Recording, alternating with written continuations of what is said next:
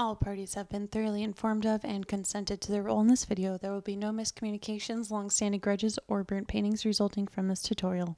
Hello and welcome to the voiceover. Give it up for my lovely husband/assistant Kyler. This is only his second time in memory wielding a paintbrush, so we really appreciate him being so willing to demonstrate some novice mistakes for us. This video will take place in 3 sections. You'll watch us each paint a nose, then lastly we will do a side-by-side comparison and look at some of the differences. If you would like to try this painting at home, I'll link my nose reference photo in the description below. So let's begin. While inexperienced actually working with the materials, Kyler is very clued into some of my do's and don'ts, and therefore he did quite a few things right. Firstly, I'd like to commend his use of a very structurally accurate underdrawing. For this, he used a charcoal drawing transfer technique. I'll leave a link for that tutorial in my description below. Next, he has a printed reference photo for side-by-side color comparisons. And lastly, he mixed, meaning no straight from the tube or pre-mixed colors. He made multiple different tones rather than using one solid color for the skin. A nose has hyperpigmentation, shadows, highlights, freckles, etc. That means we will not be using one color alone to paint our nose. That would be a definite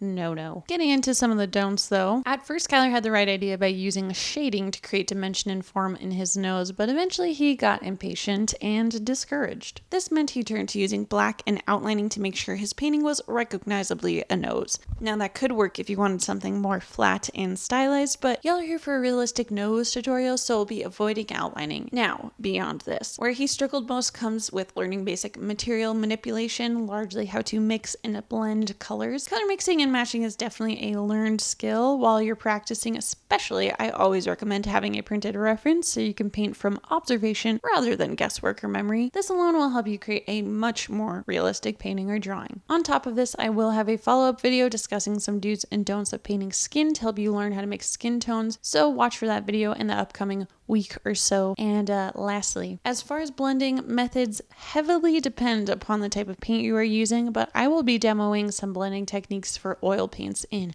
just a hot minute here. For now, here is Kyler's completed nose, and actually I was super impressed. This is a great nose for his level of experience, so good job, Kyler. But let's go ahead and move on to my demo now. For reference, today I am using predominantly Winsor & Newton and Grumbacher paints with a few random brands thrown in there, and for my medium, I am using Liquin. A medium's pretty essential to blend oil paint so you can control the thickness of your paint. I use it the same way you would use water to thin out your acrylics or watercolor paints. The more you use, the thinner your paint is, the less pigmented it becomes, so I use a fairly small amount. Now, right off the bat for my blending technique, I decided to mix multiple skin tone shades, and I applied them loosely in layers going from a darker, more shaded outer/under nose to a lighter middle section. This alludes to a 3-dimensional aspect of the nose, showing that light is hitting the highest points, most predominantly the tip and along the bridge, but also getting a little highlight on the high points of the skin forming our nostril openings. Then where you're going to want to put that darkest shade is of course your actual nostril holes under the nose and the creases around the nostrils, and with some shading surrounding the nose bridge as well. I developed my shading in a couple stages because I'm kind of a pansy, and I take a while to build up my layers and become more bold in applying deeper shades or contrast, but developing that contrast is essential to creating a 3-dimensional look, so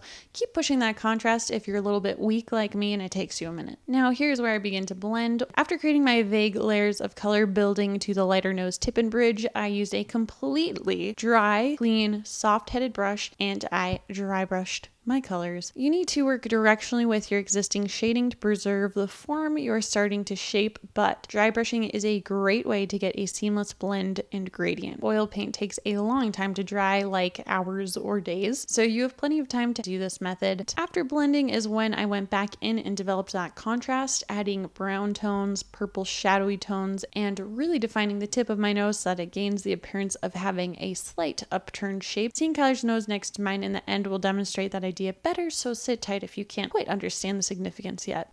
At this point, I just need some time to show you some more development of my contrast, so while we're waiting for the next part of the voiceover, enjoy these musical tones.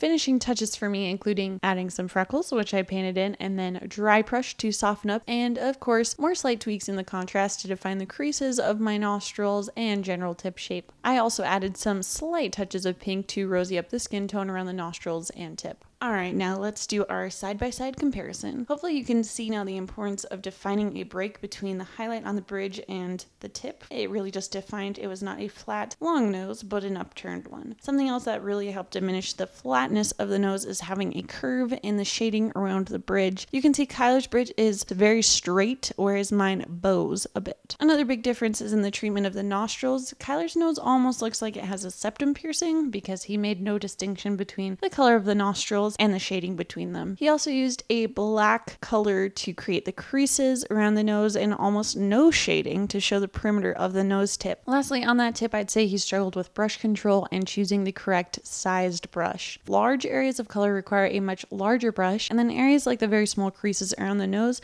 need both a small tipped brush and very smooth brush drag using light pressure. The more you push down on your tip, the thicker your mark will be because your bristles will fan out. So for a delicate line, you need a very delicate pressure. His color is clearly different from mine as well, but we'll tackle that issue more in depth in my coming do's and don'ts of painting skin video. Make sure you check out the link in my description to download this reference photo if you'd like to practice this tutorial, and hashtag CRobin so I can see what you create. Speaking of which, I want to say a huge thank you to Matt Mofford. I am so happy with this painting of my puppy dog. Check out his Facebook and hold the phone. Can we talk about how amazing the work is I'm getting on CRobin? People are outpainting me on my own tutorials. These things are freaking incredible. Like, I can't believe how talented people are that watch my videos. I feel like blessed and honored beyond reason whenever you use this hashtag. You guys are amazing. I love your work, and I hope you guys have a great week. Peace out, fellow humans, and goodbye.